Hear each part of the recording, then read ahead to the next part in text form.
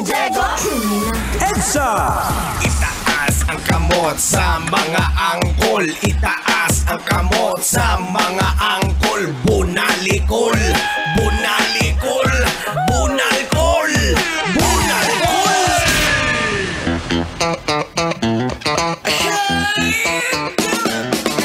Bunalkol, birahikol, waswasikol, pabarakikol, laputsyakakol.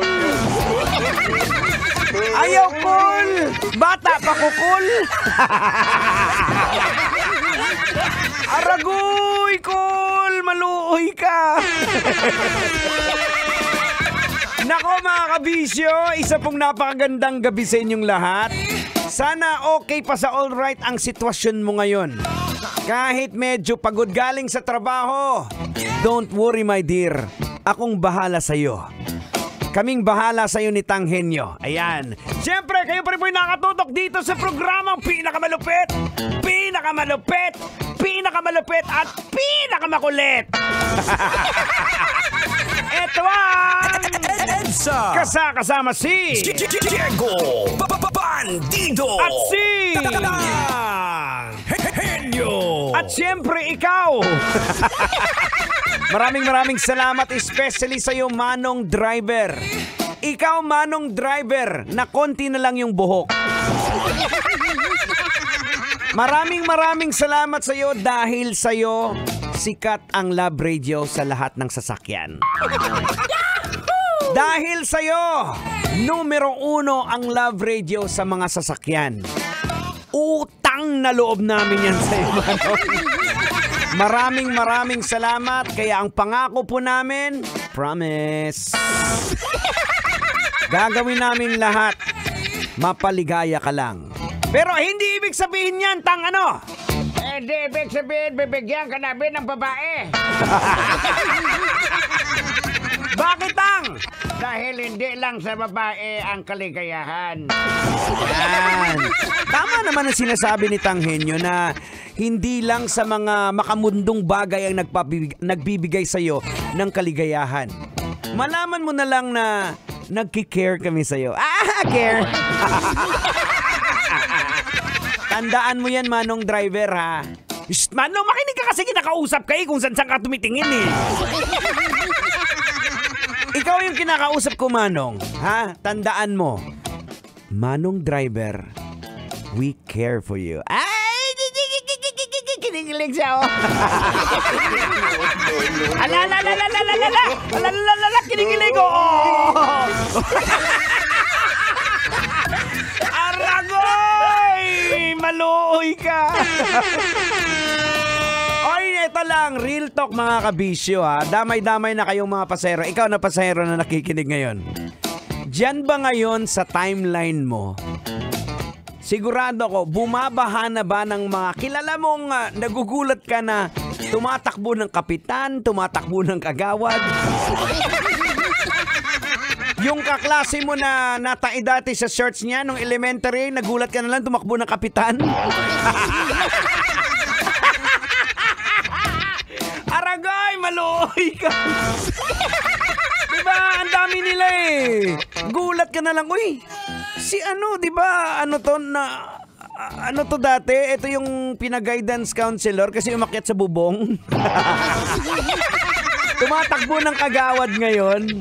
Ito po nga mga kabisyo, yun nga eh. Kahapon nga, tama ba? Kahapon. 19 tayo ngayon, di ba?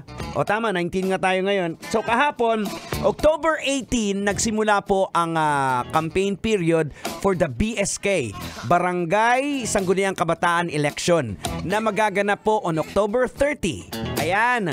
So eto po, paalala sa mga kandidato, sigurado nagkalat na sila talaga sa social media. Mga insan, sobra-sobra na mga insan. Ang dami-dami na insan. Grabe na mga insan. Tornado na! Sobrang nagkalat ng mga sibuyas, insan. Grabe na, sobra na insan. Hindi na talaga kaya, insan. Sobra na, nagkalat na talaga sila mga insan. Mekos na mga insan. Nasa Facebook. Nagkalat na yung mga sibuyas. Okay, di na natin patatagalin to. Logican na ba natin to? Sige, ano pang hinihintay mo? Logican mo na yan! Logika na yan! Okay mga kabisyo, logican na natin tong usapin na to. Ano ba ang leksyon na pwede nating makuha dito? Well, unang-una sa lahat, this goes out sa lahat po ng mga tumakbo o tumatakbo o nag-a-assume ng office. When you commit into something, make sure hanggang dulo ka. Hindi lang sa simula, bida-bida ka. Maraming ganyan, di ba? Umpisa lang, bida-bida. Tapos pagkalagitnaan na, bibitaw. Huwag ganon. Hanggang dulo dapat.